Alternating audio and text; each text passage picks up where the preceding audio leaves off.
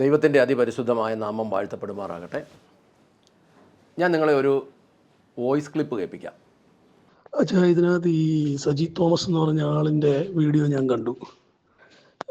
ശരിക്കും പറഞ്ഞാൽ എന്താ പറയേണ്ടതെന്ന് എനിക്കറിയത്തില്ല. ഇദ്ദേഹം എന്തായി പറയുന്നത്?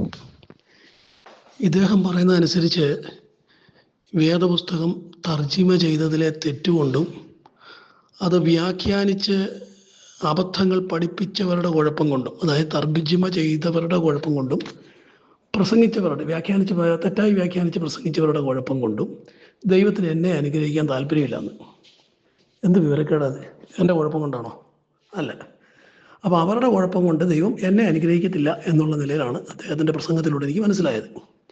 ഇനി ഇദ്ദേഹം പറയുന്ന അനുഗ്രഹം, അതായത് സമാധാനം, സന്തോഷം, ആ പറയുന്ന പ്രോസ്പെരിറ്റി ഉണ്ടല്ലോ, ആ ഹാപ്പിനെസ്, അത് മുഴുവൻ അതുപോലെ അനുഭവിച്ചൊരു വ്യക്തിയെക്കുറിച്ച് യേശുക്രിസ്തു പറയുന്നുണ്ട് ബൈബിളിൽ. പക്ഷേ യേശുക്രിസ്തു അവനിട്ട പേര് മൂഢാന്നാണ്. അയാളുടെ വിളവൊക്കെ വളർന്ന് ഇഷ്ടംപോലെ വിളവ് കിട്ടിക്കഴിഞ്ഞപ്പോൾ അയാൾ പറയാം, ഞാൻ എൻ്റെ കളപ്പുര വലുതാക്കും, എന്നിട്ട് ഞാൻ എന്നോട് തന്നെ പറയും തിന്നുക, കുടിക്കുക, ആനന്ദിക്കുക. അതാണല്ലോ ഇദ്ദേഹം പറഞ്ഞ പ്രോസ്പെരിറ്റിയുടെ ഹാപ്പിനെസ്. അങ്ങനെ തിന്നാനും കുടിക്കാനും ആനന്ദിക്കാനും മറ്റുള്ളവർക്ക് കൊടുക്കാനും തക്കവണ്ണമുള്ള ഒരു വലിയ സമൃദ്ധിയ അവസ്ഥയിലെത്തിയവനെ യേശു വിളിച്ചത് മൂഢാന്നാണ്. വിളിച്ചിട്ട് ഇങ്ങനെ പറഞ്ഞു, മൂഢ, ഇന്ന് രാത്രി ദൈവം നിന്റെ പ്രാണനെ നിന്നോട് ചോദിക്കും, പിന്നെ നീ ഒരുക്കി വെച്ചത് ആർക്കായി തീരും? ദൈവ വിഷയമായി സമ്പന്നത പ്രാപിക്കാത്തവൻ്റെ ഒക്കെ സ്ഥിതി ഇതായിരിക്കും എന്നാണ് യേശുക്രിസ്തു അവനെക്കുറിച്ച് പറയുന്നത്. മുന്നമേ കർത്താവിൻ്റെ രാജ്യം നീതി അന്വേഷിക്കുക, അതോടുകൂടി ഇതൊക്കെയും ലഭിക്കും എന്ന് പറഞ്ഞ വാക്കെടുത്തിട്ട് അദ്ദേഹം ഏതൊക്കെയാണ് ലഭിക്കുക എന്ന് പറയുന്നത് പുസ്തകത്തിൽ നിന്നല്ല പറഞ്ഞ്, അദ്ദേഹം സ്വന്തം ആശയം പറഞ്ഞ്. പുസ്തകത്തിൽ എഴുതിയിരിക്കുന്നത് എന്തുണ്ണും എന്തുകൊടുക്കുമെന്ന് ഓർത്ത് നീ വിചാരപ്പെടണ്ട, ഈ വകയൊക്കെ ജാതികളാണ് അന്വേഷിക്കുന്നത്. മുന്നമേ നീ ദൈവത്തിൻ്റെ രാജ്യം നീതി അന്വേഷിക്കുക, അതോടുകൂടി ഇതൊക്കെയും കിട്ടും. അത് വായിക്കുന്ന ആർക്കും മനസ്സിലാവും ഉണ്ണാനും കൊടുക്കാനുള്ളതും ദൈവം തരുമെന്ന്. ഇണവാക്യം പറഞ്ഞല്ലോ, അങ്ങനെയാണെങ്കിൽ അതിനൊരു ഇണവാക്യം വേറെ കിടക്കുന്നു. ഉണ്ണാനും ഉടുപ്പാനും ഉണ്ടെങ്കിൽ മതി എന്ന് വെപ്പീൻ എന്ന് വേറെ വാക്യം കിടക്കുന്നു.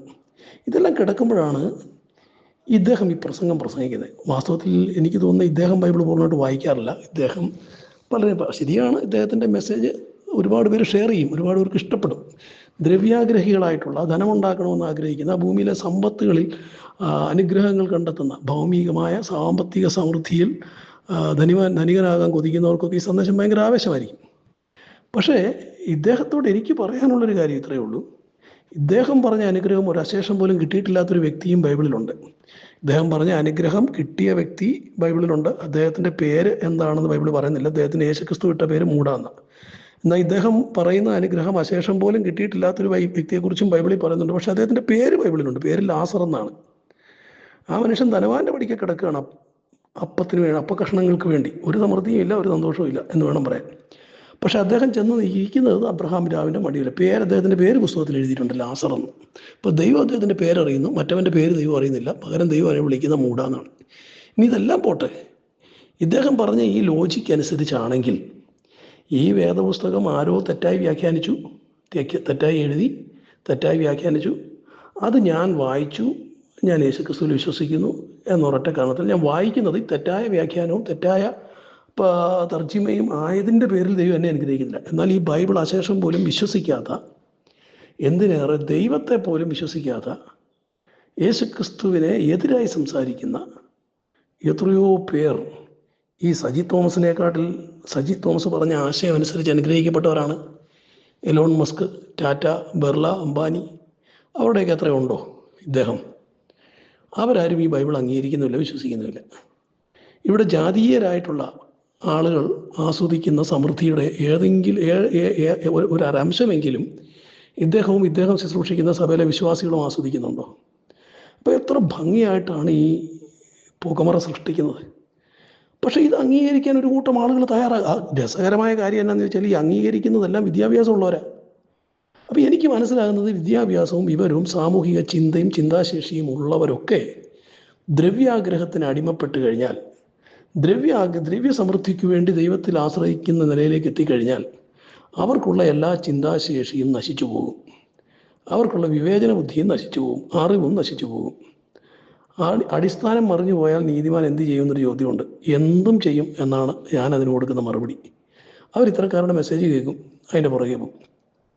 അതുകൊണ്ട് ഇതാണ് ഇന്നത്തെ ഏറ്റവും വലിയ അപകടം. ഇവരെക്കുറിച്ച് യോഹന്നാൻ്റെ ലേഖനത്തിൽ എഴുതിയിട്ടുണ്ട്, കള്ളപ്രവാചകന്മാരെ കുറിച്ച്.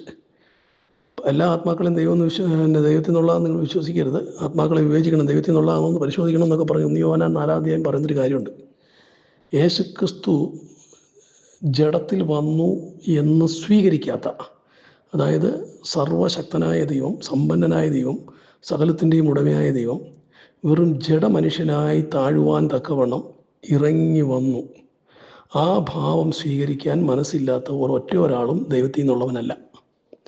വീണ്ടും പറയുന്നത്, കള്ളപ്രവാചകന്മാരുടെ ഐഡൻറ്റിറ്റി പറയുന്ന അവർ ലൗകികന്മാരാകിയാൽ ലൗകികമായത് സംസാരിക്കും, ലോകം അവരുടെ വാക്ക് കേൾക്കും. സത്യത്തിൽ അവരുടെ കൂട്ടായ്മയിൽ ഇഷ്ടംപോലെ ആൾ കൂടും, ലോകം മുഴുവൻ ഓടിക്കൂടും. ഞാൻ കഴിഞ്ഞ ദിവസം ഒരാളോട് പറഞ്ഞു, സൃഷ്ടിയുടെ കാല് കഴുകുന്ന സൃഷ്ടിതാവ്, സൃഷ്ടിയുടെ പാദം കഴുകുന്ന സൃഷ്ടിതാവ്, അതാ യേശുക്രിസ്തു. ആ യേശുക്രിസ്തുവിൻ്റെ മുഖത്തിലെ തേജസ് ശരിക്ക് കാണണമെങ്കിൽ, പാദം കഴുകുന്ന ക്രിസ്തുവിൻ്റെ മുഖത്തെ ശോഭ കാണണമെങ്കിൽ നീ അതിനേക്കാൾ കുനിയണം. കാരണം ക്രിസ്തു കുനിഞ്ഞിരിക്കുകയാണ് താഴെ, തൻ്റെ സൃഷ്ടിയുടെ പാദത്തോളം താഴെ നിന്നാണ് സൃഷ്ടിതാവായ ദൈവം ആ പാദം കഴുകുന്നത്. ആ സൃഷ്ടിതാവിൻ്റെ മുഖത്തിൻ്റെ തേജസ് അറിയണമെങ്കിൽ നീ അതിനേക്കാട്ടിൽ കുനിയണം. അതിന് മനസ്സില്ലാത്തിടത്തോളം കാലം ക്രിസ്തുവിൻ്റെ മുഖത്തിലെ തേജസ് എങ്ങനെ തിരിച്ചറിയാൻ പറ്റും? ഓക്കെ അച്ഛാ, ദൈവം അനുഗ്രഹിക്കട്ടെ. 2025 ഫെബ്രുവരി മാസം 17-ാം തീയതി ഭാഗ്യവാൻ എന്ന തലക്കെട്ടിൽ തബ്നയിലിൽ 259-ാം നമ്പർ വീഡിയോയ്ക്ക് എതിരായി വന്ന ഒരു ഓഡിയോ ക്ലിപ്പാണ് ഇത്. ഞാൻ ഈ ഓഡിയോ ക്ലിപ്പ് അയച്ച സഹോദരൻ, അദ്ദേഹം ഒരു ശുശ്രൂഷകനാണെന്നാണ് ഞാൻ മനസ്സിലാക്കുന്നത്.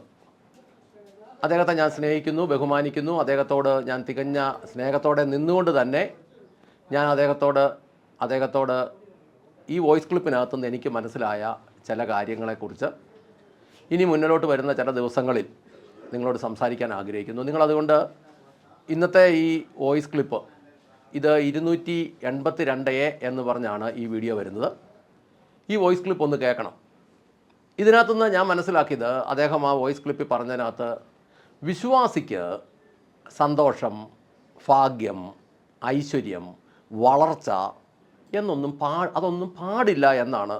എന്ന് പറഞ്ഞാൽ വിശ്വാസിക്ക് സന്തുഷ്ടമായൊരവസ്ഥ പാടില്ല, ഭാഗ്യവാനായ അവസ്ഥ പാടില്ല, ഐശ്വര്യപൂർണമായ അവസ്ഥ പാടില്ല, അസൂയാവഹമായ വളർച്ച പാടില്ല എന്നൊക്കെയാണ് നമ്മൾ അതിനകത്തുനിന്ന് മനസ്സിലാക്കുന്നത്. കാരണം ഈ കേരളത്തിൽ കഷ്ടത പ്രസംഗിക്കുന്നവർ നല്ലൊരു ശതമാനം ആളുകളും അവർ പ്രസംഗിക്കുന്നതേ ഉള്ളൂ, അവർക്ക് വലിയ കുഴപ്പമൊന്നുമില്ല, ന്യായമായ സാമ്പത്തികമുണ്ട്. അപ്പോൾ ഇതിനകത്ത് ഞാൻ കുറേ കാര്യങ്ങൾ ചോദിക്കാൻ ആഗ്രഹിക്കുന്നത്, പണം വേണ്ടാത്ത ശുശ്രൂഷകരുണ്ടോ? കേരളത്തിൽ എവിടെയെങ്കിലും പണം വേണ്ടാത്തവരാരെങ്കിലും ഉണ്ടോ? ആരാണ് മൂടൻ? ആരാണ് ഭാഗ്യവാൻ? അനുഗ്രഹിക്കപ്പെട്ടവൻ്റെ ഭൂമിയിലെ മാതൃകയാണ് ലാസർ എന്നാണ് ആ വാക്യത്തിൽ, ആ ക്ലിപ്പിനകത്ത് നമ്മൾ പറയുന്നത്. പിന്നെ ചുമ്മാ വെറുതെ ആത്മാർത്ഥതയില്ലാത്ത സമൃദ്ധി വിരോധം, 2 ജോഡി ഡ്രസ്സും ഒരു നേരത്തെ ഭക്ഷണവും മതിയോ?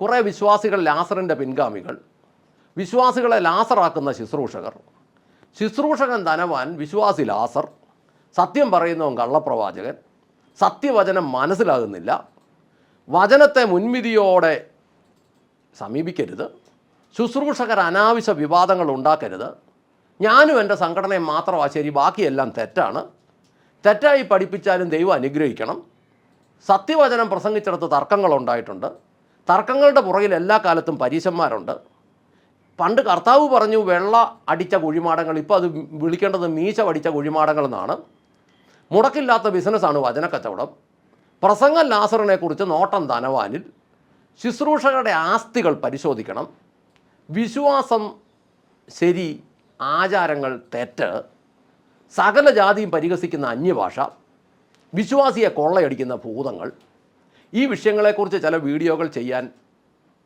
ഞാൻ ആഗ്രഹിക്കുന്നു. ശുശ്രൂഷകരിൽ നല്ലൊരു വിഭാഗത്തിനും സന്തോഷം, ഭാഗ്യം, ഐശ്വര്യം, വളർച്ച ഒന്നും കുഴപ്പമില്ല. അതുകൊണ്ടാണല്ലോ ഞാൻ മനസ്സിലാക്കുന്നത്, ഈ കഴിഞ്ഞ മാർച്ച് വരെ റിസർവ് ബാങ്കിലോട്ട് കുമ്പനാട് ഭാഗത്തെ ബാങ്കിൻ്റെ അക്കൗണ്ടുകളിൽ നിന്ന് പോയത് 70,000 കോടി രൂപയാണ്. തുകയ്ക്ക് ചിലപ്പം അറിഞ്ഞതിനകത്ത് വ്യത്യാസം ഉണ്ടായിരിക്കും. ഇത് മുഴുവൻ യേശുവിനെ വിറ്റ് കൊണ്ടുവന്ന പൈസയത്, യേശുവിനെ വിറ്റ് കൊണ്ടുവന്ന പൈസ. 70,000 കോടി രൂപ തിരിച്ച് റിസർവ് ബാങ്കിലോട്ട് പോയെന്ന് പറഞ്ഞാൽ ഈ കൊണ്ടുവന്നവന്മാരൊക്കെ കർത്താവിൻ്റെ സന്നിധി കണക്ക് പറയേണ്ടി വരികയല്ലേ? ഇനി അടുത്തത് ഈ പലരുടെയും പ്രസംഗത്തിൻ്റെ ഒരു മർമ്മം എന്ന് പറയുന്നത്, ഈ പണമുള്ളവർക്ക്, ധനവാന്മാർക്ക് ദൈവരാജ്യത്തിൽ വലിയ കാര്യമൊന്നുമില്ല. ഇവർക്ക് പിരിവ് കൊടുക്കുക എന്നുള്ളത് മാത്രമേ അവരുടെ കാര്യമുള്ളൂ. ദൈവിക കാര്യങ്ങളിൽ സമ്പന്നനാണേലും പണക്കാരനും പണവും സമൃദ്ധിയും വലിയ വിഷയമാണ്. ഇതിപ്പോൾ പറയുന്നത് ഭൂമിയിൽ വ്രണമായി പടിവാതക്കൽ കിടന്ന് ഭിക്ഷക്കാരനാക്കുന്ന, പട്ടി നക്കുന്ന ലാസറിനെ പ്രസംഗിക്കുന്നത്. എത്ര ആളുകൾ കർത്താവ് വരും? ലാസറാണ് പ്രസംഗ വിഷയം. ഈ ലാസറിനെ കുറിച്ച് സഭകളിൽ പ്രസംഗിച്ചാൽ എത്ര പേര് സഭയിൽ വരും? ഭൂമിയിൽ ഈ ലാസറിനെ പോകാൻ എത്ര പേര് വരും? ഈ ലാസർ പോയി കിടക്കുന്നിടത്ത് അബ്രഹാം ഉണ്ട്. അബ്രഹാം ഭൂമിയിൽ ജീവിച്ചപ്പോൾ അബ്രഹാം ധനവാനായിരുന്നു എന്നുള്ളത് എന്തുകൊണ്ട് ഇവന്മാർ മനസ്സിലാക്കുന്നില്ല? അല്ലെങ്കിൽ ഇവർ മനസ്സിലാക്കുന്നില്ല? ഈ അബ്രഹാം ഭൂമിയിൽ ജീവിച്ചിരുന്നപ്പോൾ അയാൾക്ക് വ്രണമായിരുന്നോ? ഭിക്ഷക്കാരനായിരുന്നോ? പട്ടി നക്കി കിടക്കുന്നവനായിരുന്നോ? എന്തിന് ഈ അന്ധമായ സമൃദ്ധി വിരോധം? പെന്തക്കോസ്ത് കോളത്തിൽ ഏത് ശുശ്രൂഷകന്മാർക്കാണ് പണം വേണ്ടാത്തത്? ഏത് ശുശ്രൂഷകന്മാർക്കാണ് ഭക്ഷണം വേണ്ടാത്തത്? പറയുന്നത് അന്ധമായ സമൃദ്ധി വിരോധം. നോട്ടം ധനവാനിലേക്കും പണത്തിലേക്കും. ഞാൻ എന്നെ ശ്രമിക്കുന്ന ധനമുള്ളവരോട് പറയട്ടെ, ഈ കഷ്ടതയും പട്ടി നക്കിക്കിടന്ന ലാസറിനെയും പ്രസംഗിക്കുന്നവർക്ക് ഒന്നും കൊടുക്കരുത്. അവരിവിടെ പട്ടി നക്കി ജീവിക്കട്ടെ. അവരവിടെ ചെന്ന് അബ്രഹാമിൻ്റെ മടി കിടക്കട്ടെ. അതുകൊണ്ട് പ്രാർത്ഥിക്കാം. എൻ്റെ സഹോദരങ്ങളെ, മുന്നോട്ട് സംസാരിക്കാൻ ആഗ്രഹിക്കുന്നു. സ്വർഗസ്ഥനായ ഞങ്ങളുടെ നല്ല പിതാവേ, ഞങ്ങളുടെ കർത്താവായ യേശു ക്രിസ്തുവേ, പരിശുദ്ധാത്മാവായ ഞങ്ങളുടെ നല്ല ദൈവമേ, കർത്താവേ, ലാസറിനെ പ്രസംഗിക്കുകയും പുകഴ്ത്തുകയും ചെയ്തിട്ട് ധനവാന്റെ പോക്കറ്റിലേക്ക് നോക്കുന്ന അവസ്ഥയിലുള്ള ശുശ്രൂഷകരെ ദൈവസന്നിധിയിലേക്ക് പരമേൽപ്പിക്കുന്നു, ദൈവ കരങ്ങളിലേക്ക് പരമേൽപ്പിക്കുന്നു. ദൈവത്തിൻ്റെ മക്കൾ ഭൂമിയിൽ പട്ടി നക്കി കിടക്കണം, വ്രണത്തോടെ കിടക്കണം, പടിവാതക്കൽ കിടക്കണം, ധനവാൻ തിന്ന ഭക്ഷണത്തിൻ്റെ ബാക്കി ഉച്ഛിഷ്ടം ഭക്ഷിക്കണം എന്ന് ആഗ്രഹിക്കുന്ന ശുശ്രൂഷകരെ തകർക്കണമേ എന്ന് പ്രാർത്ഥിക്കുന്നു. അതെല്ലാം സാത്താൻ്റെ സന്തതികളാണ്, സാത്താൻ്റെ ശുശ്രൂഷകരാണ്. ദൈവത്തിൻ്റെ സമൃദ്ധി എന്താണെന്ന് അറിയത്തില്ലാത്തവർ, കർത്താവെ, അവരെ അങ്ങ് കൈകാര്യം ചെയ്യണമേ എന്ന് പ്രാർത്ഥിക്കുന്നു. ദൈവസന്നിധിയിലേക്ക് ഏൽപ്പിക്കുന്നു. അങ്ങ് പ്രാർത്ഥന കേട്ട് അനുഗ്രഹിച്ച കൃപയ്ക്ക് നന്ദി. യേശു ക്രിസ്തുവിൻ്റെ ധന്യമുള്ള നാമത്തിൽ തന്നെ. ആമേൻ, ആമേൻ, ആമേൻ.